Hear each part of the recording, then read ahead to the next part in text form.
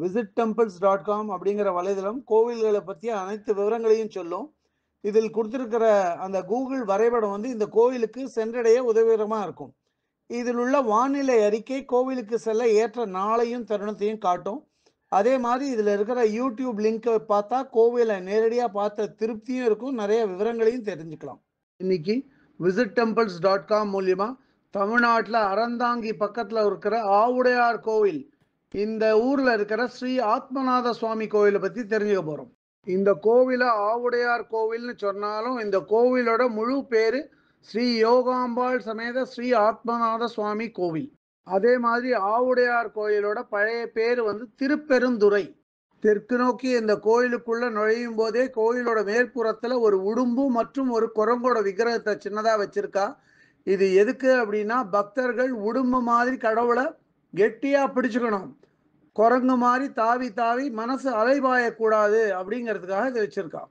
உள்ள நுழைஞ்ச உடனே இருக்கிற மண்டபத்துல ரண வீரபத்ரர், அகோர வீரபத்ரர் ரெண்டு விக்கிரகங்கள் வடக்கு நோக்கி மூலஸ்தானத்தை பார்த்த மாதிரி இருக்கு. இந்த கோவிலோட கோபுரம் 9 அடுக்கு கோபுரம், தெற்கு நோக்கிய கோபுரம். ஆனா இந்த கோபுரத்தை வெளியில இருந்து பார்க்க முடியாது முழுமையா. என்ன காரணம் அப்படின்னா, அதுக்கு முன்னாடி கட்டியிருக்கிற மண்டபம் வந்து இந்த ராஜகோபுரத்தை கொஞ்சம் மறைக்கும்.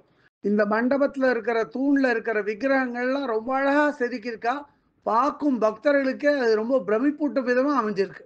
இந்த கோவில் மிகவும் தொன்மை வாய்ந்த கோயில். சுமார் 1300 வருஷங்கள் பழமையானதுன்னு சொல்றா. இந்த கோவிலை கட்டினவர் மாணிக்க வாசகர். அப்போ வந்து மாணிக்க வாசகர் பாண்டிய மன்னனான அரிமர்தன பாண்டியனுக்கு கீழே அமைச்சராக இருந்தபோது கட்டின கோயில் இது. பாண்டிய மன்னன் அரிமர்தன பாண்டியன் வந்து குதிரைகள் வாங்கறதுக்காக அமைச்சராகிய மாணிக்கவாசகருக்கு கொடுத்த காசுல மாணிக்கவாசகர் குதிரைகளை வாங்காம இந்த கோவிலை வந்து கட்டிட்டார்.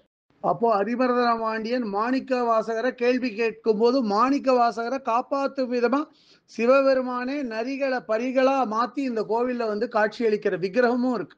மாணிக்க வாசகர் அரிமர்தன பாண்டியன் கிட்ட அமைச்சரா இருந்தார். அப்புறம் அமைச்சர் பதவியை விட்டுட்டு இவர் வந்து சிவபக்தனாவே முழுசா மாறிட்டார் மாணிக்க வாசகர்.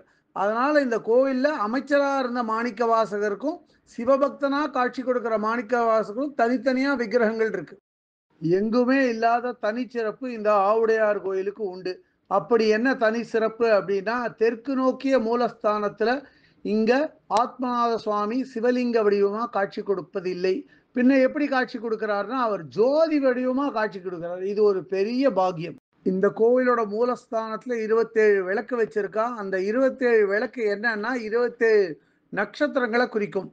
அதை தவிர இங்க வந்து வெள்ளை, சிவப்பு மற்றும் பச்சை விளக்குகளும் இருக்கு. இவை என்ன அப்படின்னா, இவை வந்து சூரியன், சந்திரன், அக்னியை குறிக்கிறதா சொல்றா. சிலர் வந்து இந்த 3 விளக்கு முக்கண்ணனான சிவனை குறிக்கும் அப்படின்னு சொல்றா. இந்த கோவிலோட மூலஸ்தானத்துக்கு முன்னாடி சதுர வடிவமான ஒரு மேடை இருக்கு. இந்த சதுர வடிவமான மேடை மேலதான் ஆவி பறக்கிற சாதத்தை வந்து கொட்டுவா. இது வந்து சாதத்தை பாத்திரத்தோட வைக்க மாட்டா, அந்த மேடையிலேயே அப்படியே கொட்டுவா. அப்போ வந்து ஆவி பறக்கிறத வந்து பக்தர்கள் காணலாம். அதனாலதான் இங்க வந்து சுவாமியோட பேரு ஆவி உடையார். அது மருவி ஆவுடையார் அப்படின்னு ஆச்சு. 14 வகையான நைவேத்தியங்கள்ல இது ஒரு சிறந்த முறை நைவேத்தியம். இந்த கோவில்ல அம்பாளோட பேரு ஸ்ரீ யோகாம்பாள். ஸ்ரீ யோகாம்பாளுக்கு தனியா தெற்கு நோக்கிய ஒரு சன்னதி இருக்கு. ஆனா அந்த சன்னதிக்குள்ள போய் யாரும் நமஸ்கரிக்க முடியாது. ஏன்னா அம்பாள் வந்து யோக நிலையில இருக்கா. அப்போ அம்பாளை எப்படி பார்க்கணும்? அம்பாளுக்கு முன்னாடி சிறு துவாரங்கள் இருக்கும். அந்த துவாரங்கள் வழியா தான் அம்பாளை நம்ம நமஸ்கரிக்க முடியும். அப்படி நமஸ்கரிக்கும் போது நம்ம அம்பாளோட பாதங்களை மட்டும்தான் பார்க்க முடியும். பல சிறப்புகளை உடைய கோவில் இந்த ஆவுடையார் கோயில், ஆத்மநாத சுவாமி திருக்கோயில். என்ன சிறப்பு அப்படின்னா, இந்த கோவில்ல துவஜஸ்தம்பம் எல்லா கோயில் மாதிரியும் கிடையாது. நெய்வேத்திய பீடம் அல்லது பலிபீடம் கிடையாது. மூலஸ்தானத்தை நோக்கி நந்தி வாகனம் கிடையாது. வேற என்னென்னலாம் சிறப்பு அப்படின்னா, இங்கு தெற்கு நோக்கிய தட்சிணாமூர்த்தி சன்னதி இல்லை. அதே மாதிரி இங்க உற்சவ மூர்த்திகளுக்கும் விக்கிரகங்கள் கிடையாது. இந்த கோவில்ல தான் மாணிக்க வாசகரால திருவாசகம் உருவாச்சு. அதே மாதிரி மாணிக்க வாசகர் பயன்படுத்திய பல பொருட்களை இங்க பத்திரப்படுத்தி வச்சிருக்கா.